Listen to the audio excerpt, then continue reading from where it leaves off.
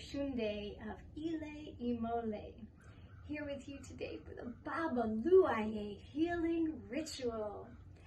16 powerful days of healing for ourselves, for our community, for our nation at large, for the world. We give thanks for this time to go within.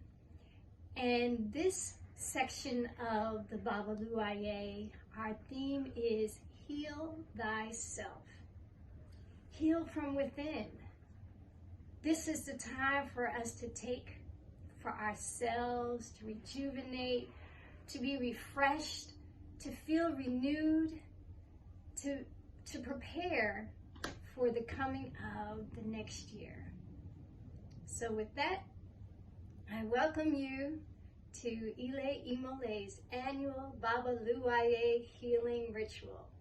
Theme, Heal Thyself. Give thanks. Ero, ero, eroko, Babaluaiye. Ero, ero, eroko, Babaluaiye. I do pray. Now I will pour a libation.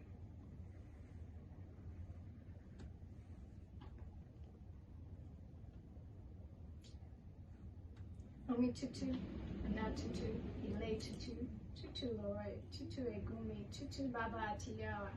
Olodumare iba batreka, iba sheatiobo, iba sheatibo, iba she rumala jukutu, iba she rumala jukutu, iba she kamu. It is I, Ilorisha Oloshunde, here with you today for this Babaluaiye healing ritual, giving thanks for all who have come and joined us, and may our healing reach deep down inside ourselves and emanate throughout the world, so that everyone has a touch, a good feeling, a good vibration, a sense of joy and happiness and good things. Iba Shetu Egun, all of our ancestors, all of our familiar ancestors, our communal ancestors, our worldly ancestors. We ask you to come and be with us at this moment, at this time, during this Babaluaiye healing ritual and forevermore. May you always walk with us and care for us and set us straight on our path. Ibashe, to all our family members, may they be in good health, loving light. May they feel joy and wisdom. May they receive from the Most High.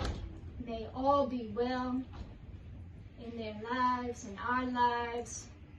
May we come together as one and learn and grow, so that we may manifest the greatness that we were put on this earth to do. As each and every one of us is important to finishing and staying strong and being in that race of completing what it is that we came from Arun to Aye to complete. May we all work together as a unit, as the Most High wants us to. Give praise to all the Orisha. Eshu, who opens up the way. Ogun, Ogun, Ochosi, Yemuja, Oya, Oshun, Babaluaiye, Shafana, Shango, Kabiesio, all of our Orisha. Give thanks to all of our Abasun, Nana Surgery, Nana AC, Nana Kofi, Kwete, Guanete, Subo, Tembuame, Jine, Nana Tigre, all our Abasun. To all of our Neteru, our Voodoo, all of the holy host of light. May you stand around us. May you surround us with the goodness of life. May you heal us. May we see the healing coming forth. May we move in a certain direction so that we can get what it is that you want us to have. May we see the brightness of the day May we see the coming of the night and have no fear of either one. May we know that you are standing there with us and that you want to see us do well just as much as we want to see ourselves do well. May you help to bring us all together as one so that we can make big moves, big, strong moves.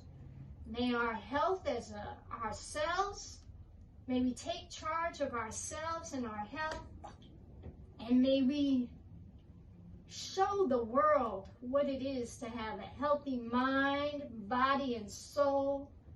May our love radiate out and come back to us. May we always know in the back of our mind the beauty of ourselves, the gifts that we have to share on this earth. May we speak them, may it come to light, may we be the light. May we be all that we are to be, because everyone who is here on this earth is needed, needed, needed. May we do the job that we have come here to do, and may we be blessed forevermore. Please continue to watch over our footsteps, the breaths that we take in, the positive energy, may it surround us and keep us well. This we pray. Ashe, Ashe, Asheo. I do pray. Káàbọ̀. My name is Bakor Iyameri. I am the founder and spiritual leader of Ile Imole. I would like to chant Eji Ogbe. O Tagba, Ariagba. Okay, Seri Biti, Sori Shon Shon. Adifa fun Oru Mila. Ifa Sharoro de Ila. Oba Moro. Adeyeke Lomo Ifa. Eri Lomo Oni. Oru Mila. Ela Isode. Ifa Jerry Mary Deli Ko. Thunderstones are powerful. Arira, the powerful one. The hill is mighty at the base, but has a pointed summit. Ifa divination was performed for Orunmila when Ifa was going to practice divination at Ila Obamoro. Adeyeke is the child of Ifa. Ere is the child of Oni. Orunmila, the Ella of Isode. Ifa, let me return home unfailingly with all of my gains. Ashe, Ati, Ireo.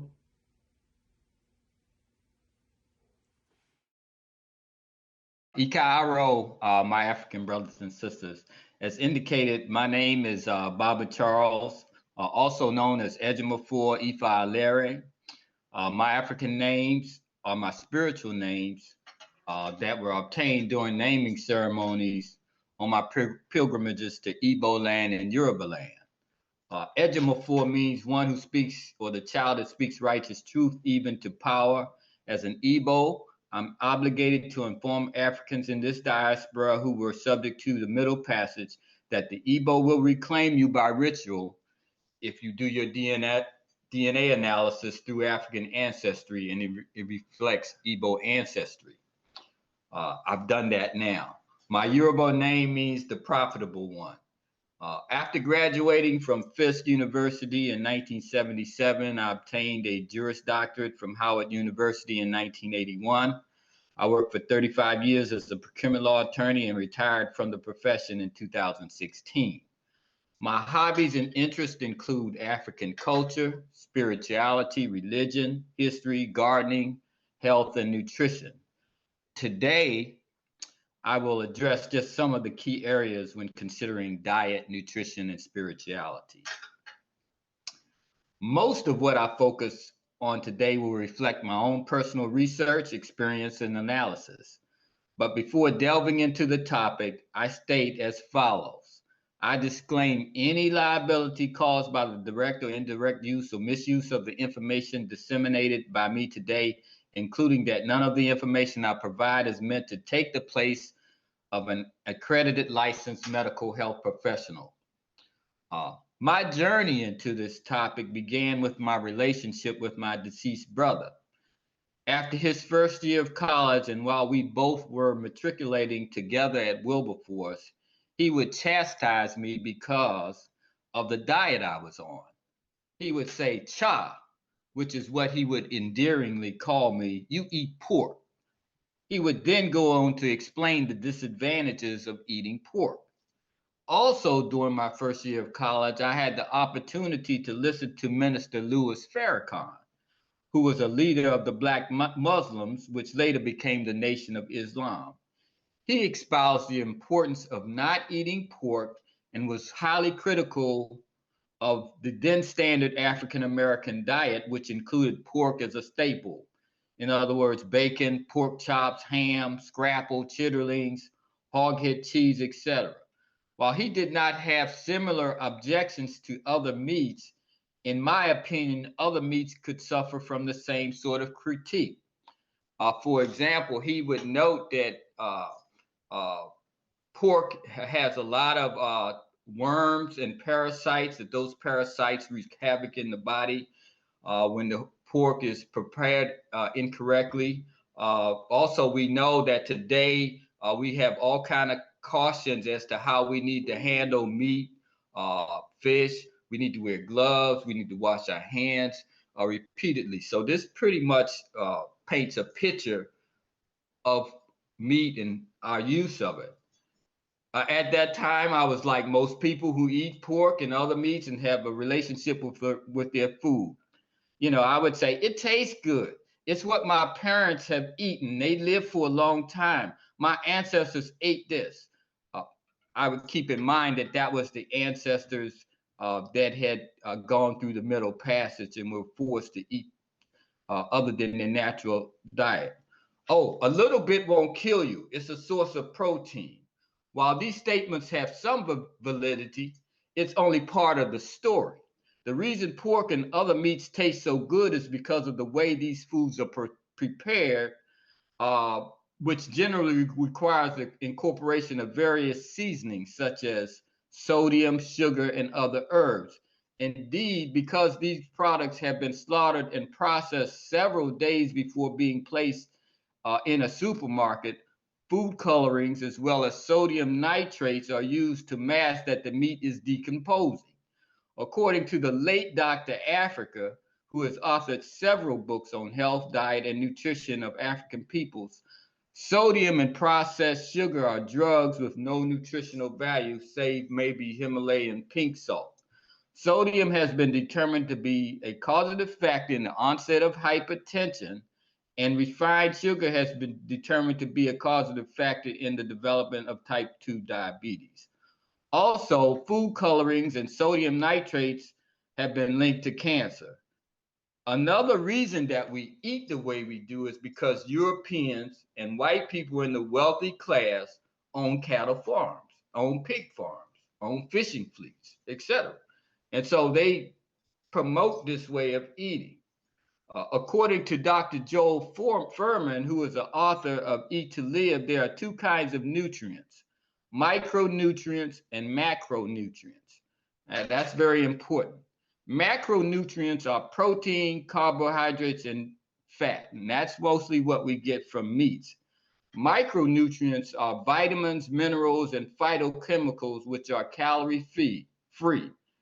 He recommended, and I agreed, that eating foods that are rich in micronutrients are essential to achieving optimal health, whereas eating foods that are low in micronutrients but high in macronutrients are the bedrocks for all kinds of diseases. For this purpose, Dr. Furman developed a nutrient density chart that rates the foods that contain the highest amount of vitamins, minerals, and phytochemicals. At the top of the chart are the various greens, such as mustard greens, watercress, kale, turnips, collards, all of which receive scores of 100, whereas meats such as pork, chicken, salmon, shrimp, eggs, and so forth receive scores of 2 and below because of their low level of vitamins, minerals, and nutrients. Indeed, some foods receive negative scores, such as cheese, potato chips, french fries, and ice cream. It is apparent from this research, and I agree, our diets should involve eating more of the foods that have more micronutrients. According to the book In Defense of Food by Michael Pollan, our culture eats too many grains related to the production of animals. These grains are fed to animals, which are turned into meat, dairy, and processed foods. The results has been a depletion of the topsoil, an increase in the macronutrient load taken into our bodies. On the other hand, this book indicated that we are eating a lot more animals and animal products, and a lot fewer greens and vegetables than early humans, which is a tectonic dietary shift.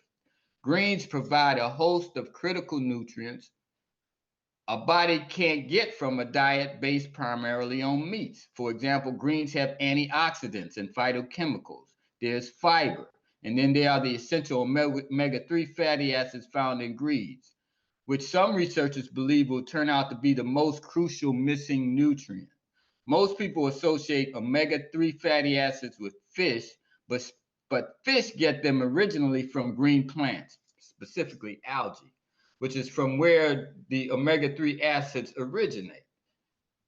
In this connection, researchers have noted that Western diets generally have resulted in an imbalance between omega 6 and omega 3 fatty acids.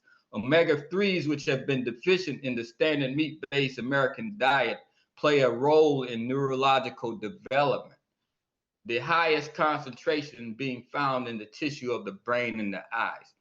It's also interesting to note that when the researchers discovered this particular nutrient, they named it after an African queen.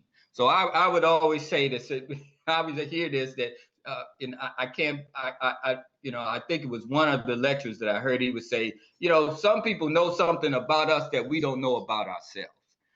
But in any event, according to the research conducted by the Cleveland Clinic that was revealed in the film Eating, meat is not the best source of protein, but it is the only source of cholesterol, red meat having the most, but poultry and seafood only slightly behind. What researchers have found is that when individuals with supposedly untreatable high cholesterol converted to a natural foods diet and eliminated meat, their cholesterol numbers returned to normal. In other words, below 130. Medical studies also have shown that individuals with combined numbers below 120 approximately have no incidence of heart disease. In other words, heart attacks, strokes, and these are the primary causes of death in Western societies. Now, returning to the question of diet, I maintain that diet consists of everything we breathe, that we take into our senses, and that we eat or put into our bodies. I believe an ideal diet should be based on ingesting the purest air, being in the most positive environment, and ingesting the most nutritious foods. Because of the lifestyles we lead and due to the conditions under which we find ourselves today, there are maybe many impediments from this happening. For example, I grow my own food, but it's not practical to assume that everybody can grow their own food, but I believe people should grow something. In any event, many African peoples, including myself, have been raised on meat-based diets. And indeed, it took a major effort to change the food pyramid, which is still not perfect. And making changes of this nature involves sea changes, which human beings generally do not make. Now, sea changes when you start off, for example, as an avowed Christian and you become an African spiritual religious practitioner, or for example, you are a meat eater and then you become a vegan. So those are considered sea changes. So because of that, I would recommend that we seek refuge from time to time to areas where the air is pure, such as the mountains, parks, and less developed areas such as Africa, Central and South America, etc. We should also engage in meditation and exercise, which use the breath to cleanse the body, such as Tai Chi and yoga. While I believe in vegan and vegetarian eating rather than eliminating meat altogether, I think we should try to follow the proviso stated in Defense of Food to eat food, not too much, mostly plants. Thus, the ideal diet would reflect this aphorism or truth. These foods should be whole foods such as oatmeal, not Cheerios, wheat, amaranth, and kamut, flours, not refined white flours, natural sugars such as fruits, and not refined sugars. Why do we eat food? We should be eating food to obtain a strong nutritional base. In other words, we eat food to extract nutrients, which later become the bedrock of our practice of spirituality. Here again, diet becomes a very important factor. We need our food to provide the essential amino acids. An absence of some of these nutrients, including the amino acids, can inhibit the ability to access higher spiritual thought. The only foods that provide complete proteins containing all of these acids, again, are from vegetarian sources such as quinoa, fonio, kamut.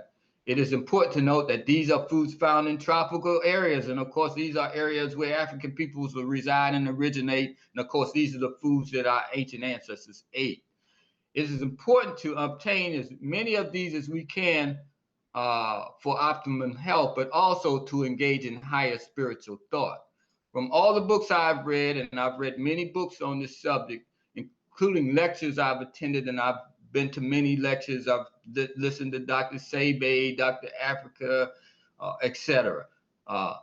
According to Shechem Hamas Teg, and I believe he has a different name, he's in the Egyptian Spiritual Cultivation Society, who I've listened to in a lecture. I learned that the liver is an organ when not bogged down with eliminating less healthy things like meat and processed food, can allow us to communicate more directly with the spiritual realm, for which we can get the messages we need for survival in this realm. I think it's interesting to note that Ia talked about the liver, that so the ancestors know that we survive from the liver. You know, I couldn't have planned this, but the liver helps us get to a higher spiritual ground when it's cleansed.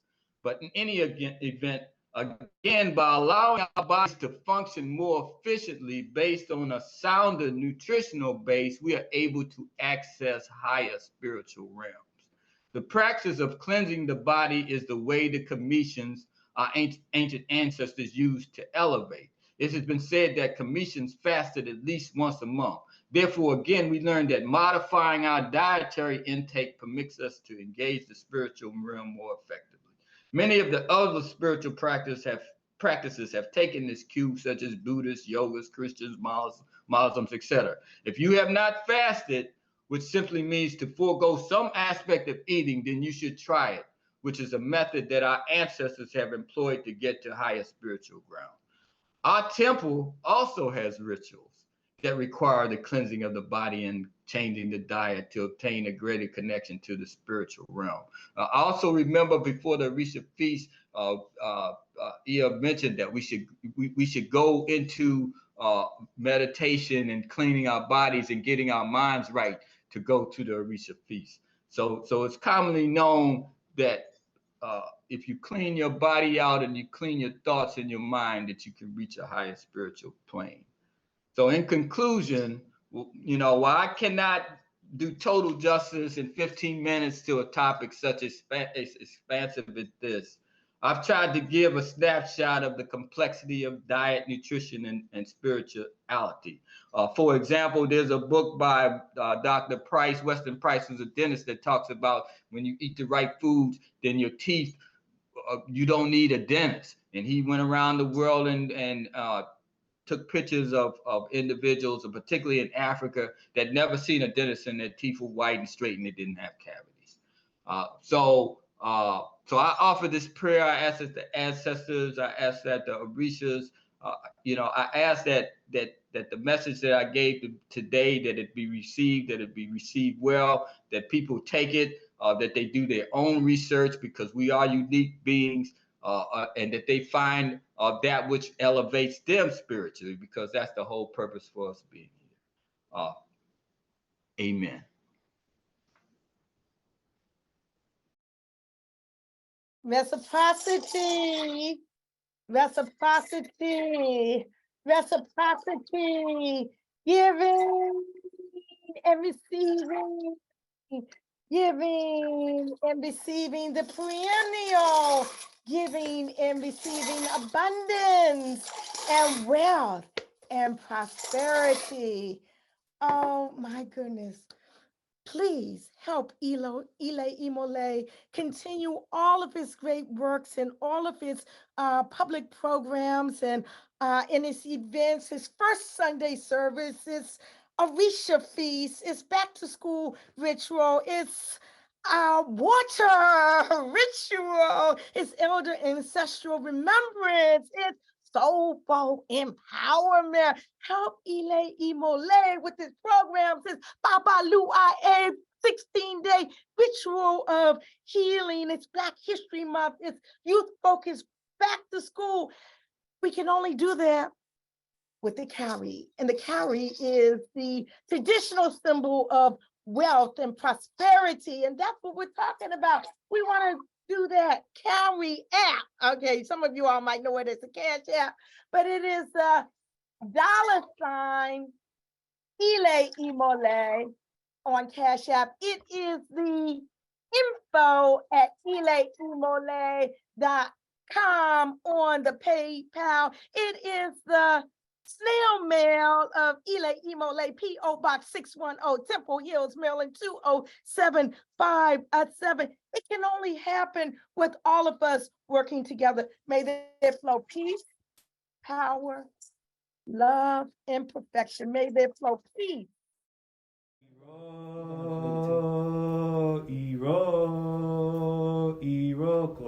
Babaluaiye.